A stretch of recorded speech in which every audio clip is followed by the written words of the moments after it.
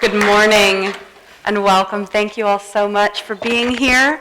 This is a slightly new experience for an all-music service for us, but we are glad you are here. Welcome to Nancy and Cheryl. Thank you for playing this guest concert for us today.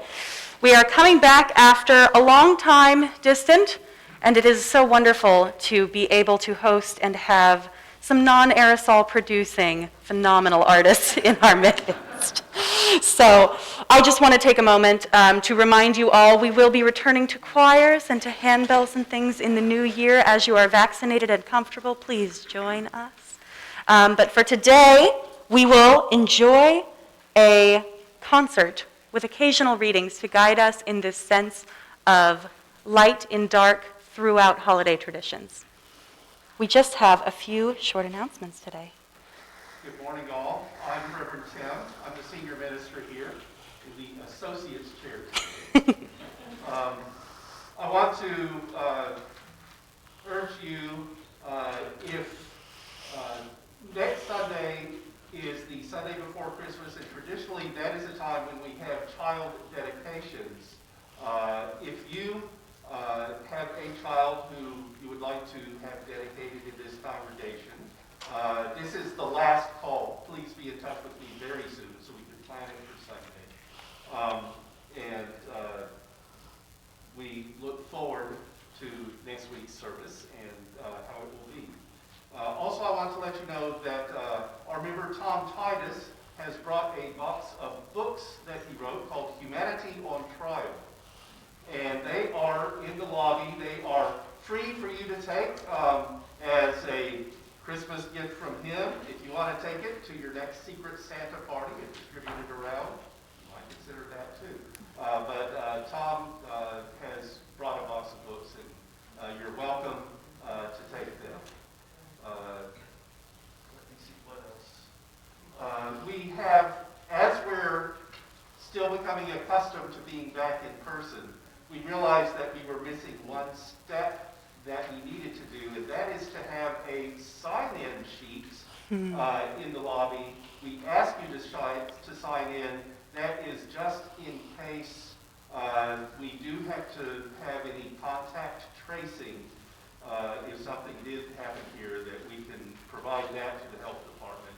And also, we already know that we have to revise the sheet because we want to ask again those of you who have been vaccinated to let us know of that fact, just so we can have some better percentage numbers than we currently have. We are comforted that the overwhelming number of our congregants are vaccinated, and we urge that for all people. And now, on a more serious matter, there are a couple of deaths related to the congregation that I do want to let you know about. Claudette Martin, who was a longtime member and in her past several years was in a long-term treatment facility, died, I think it was on December 9th. I'm told she has donated her body to science, and there will be no service for Claudette at this time, but she's very much in our thoughts. As well, many of you know our member Lauren Getz, her mother died yesterday, and her mother had been having challenges with illness as well. So Lauren and Thatcher and Susie and Mike Martin and their family are all in our thoughts today. And now, let's turn it to Nikki. This will be our chalice lighting. If you'd like to read, I can light. Yes. So far, we have led a chalice of patience and one to dispel the darkness during this Advent season. This week, we pledge to work for that most rare of things, peace on earth. In this holiday season, may we find peace inside ourselves. May we be peace for those around us. And may we renew our commitment to bring peace with justice to our community and the world. May we be peace. And now please enjoy. We will step out of the way so you might enjoy the next pieces in the bleak midwinter.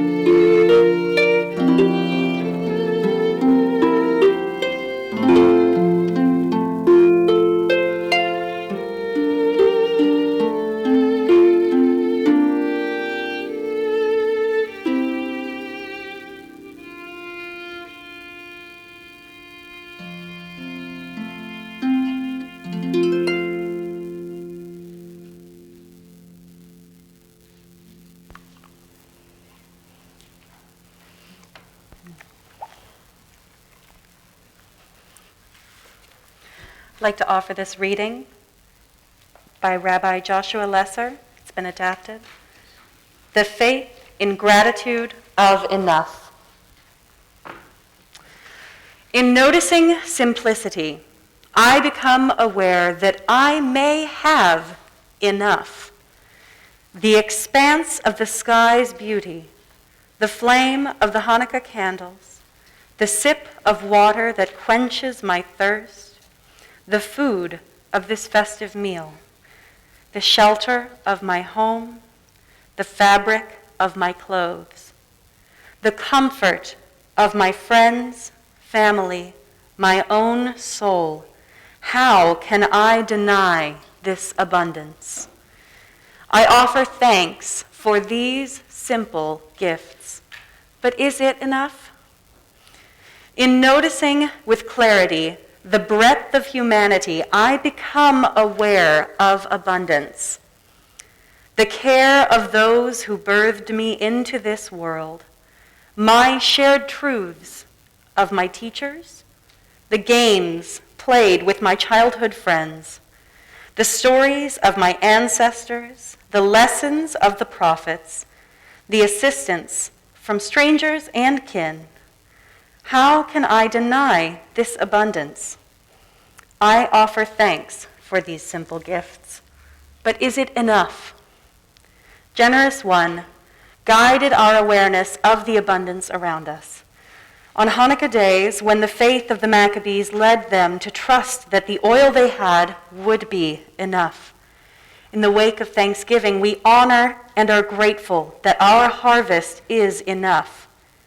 Help us to see that our happiness comes from the simple gifts we share, not from the need of more possessions or wealth or power, nor the trappings of status that divide, so that indeed we can be satisfied in the knowledge that what we have is enough and that who we are is enough.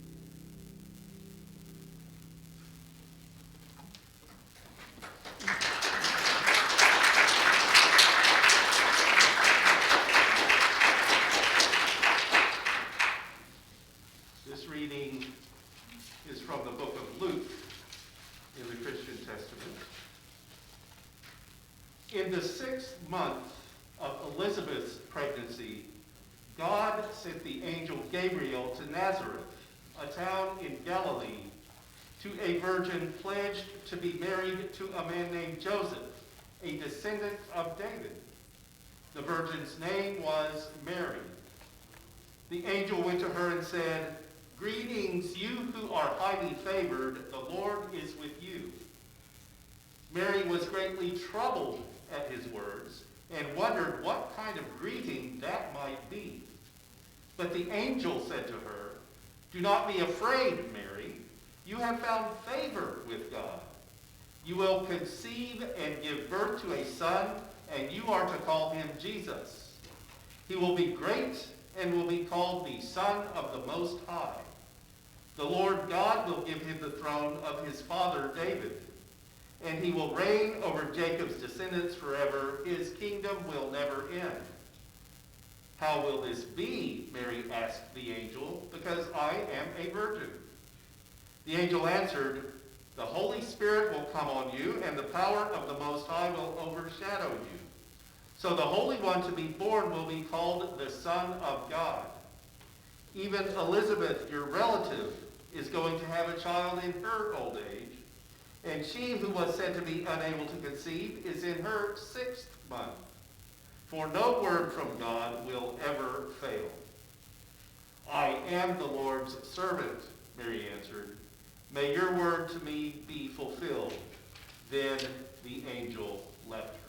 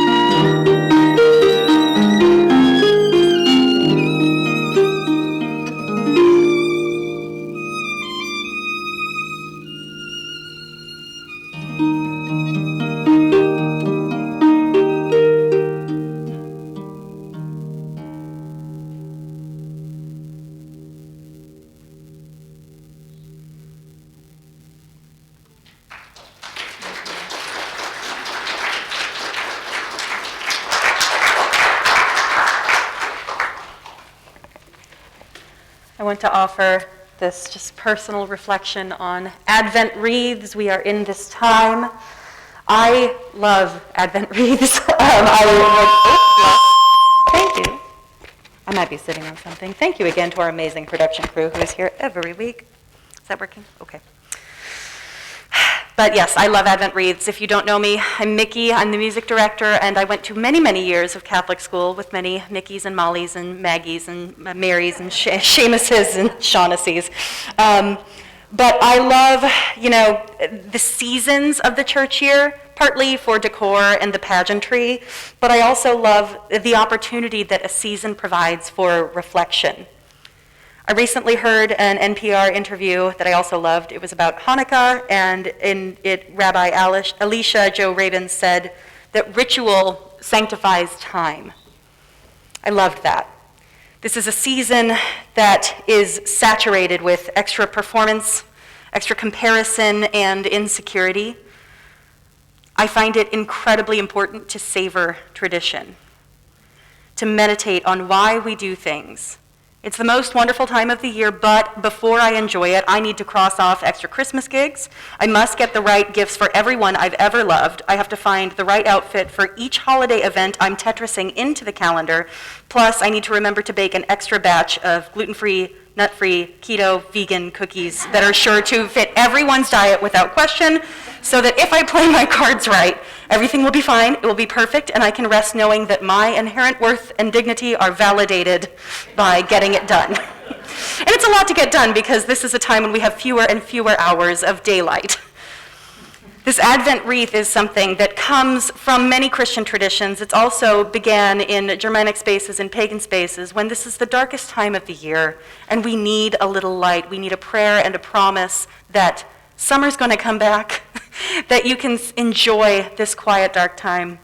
But in Catholic school, I had a Sister Kathleen Marie, was my 5th grade teacher, and she brought great stress to the importance of symbolism in our ritual.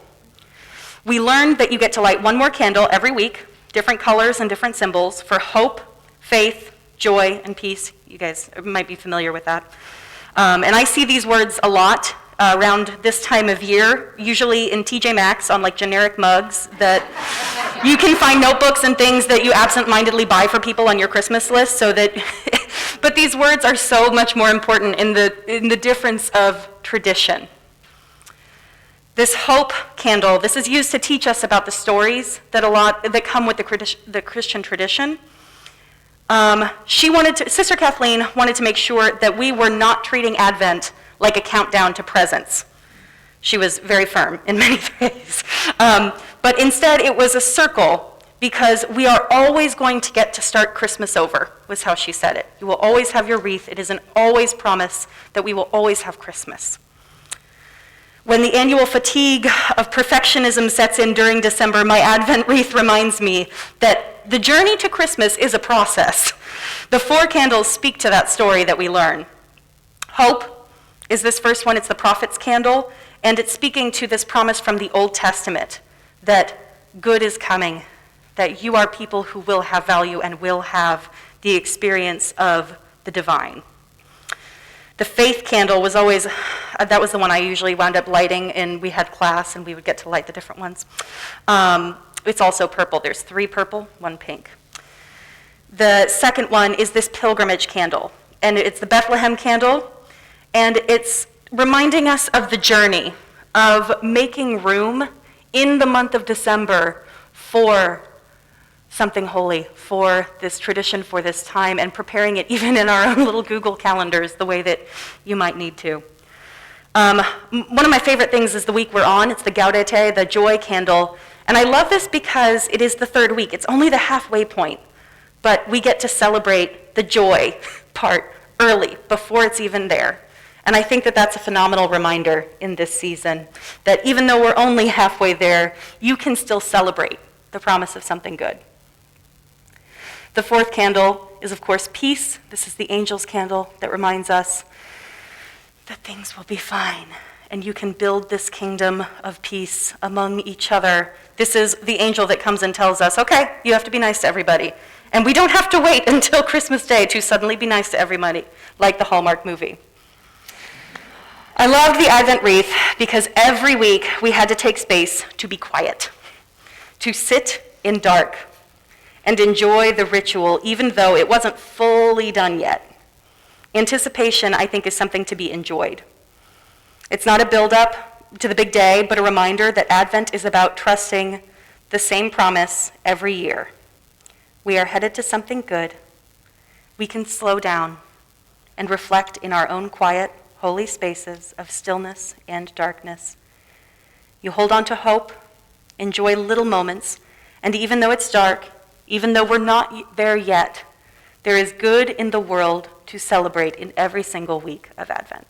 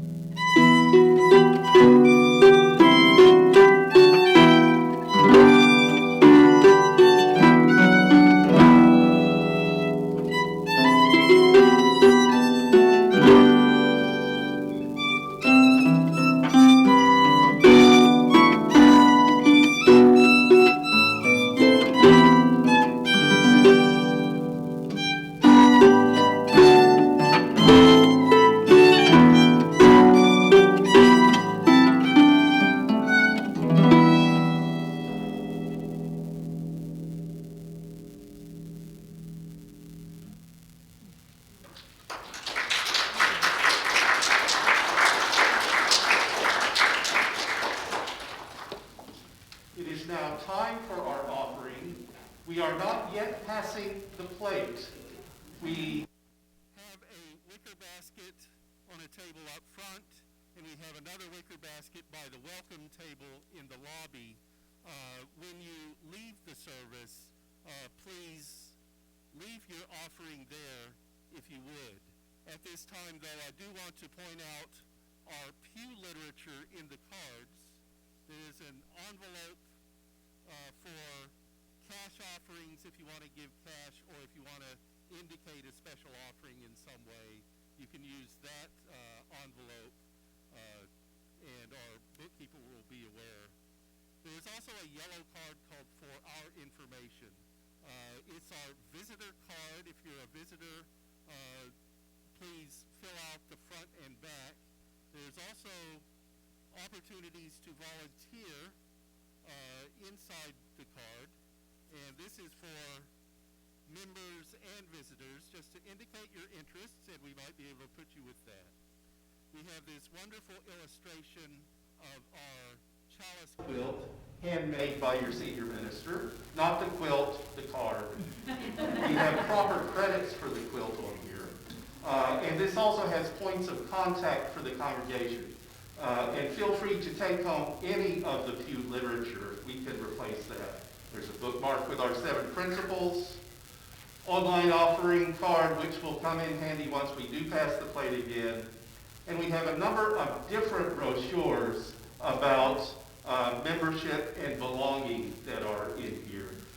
And we hope those will all inspire you. So that is for our offering time. Although we will not pass the plate, we still will have offering music by our wonderful musicians, Nancy and Cheryl. We thank you. So let there be an offering to sustain and strengthen this place, which is sacred to so many of us. A community of memory and of hope, for we are now keepers of the dream.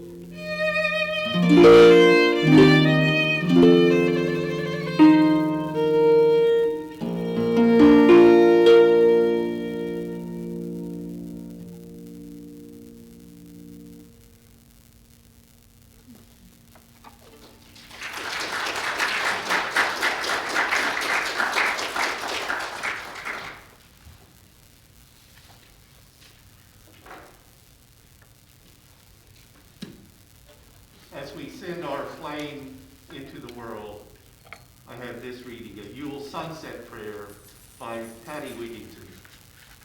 The longest night has come once more. The sun has set and darkness fallen. The trees are bare, the earth asleep, and the skies are cold and black. Yet tonight we rejoice in the longest night, embracing the darkness that enfolds us. We welcome the night and all it holds, as the light of the stars shines down.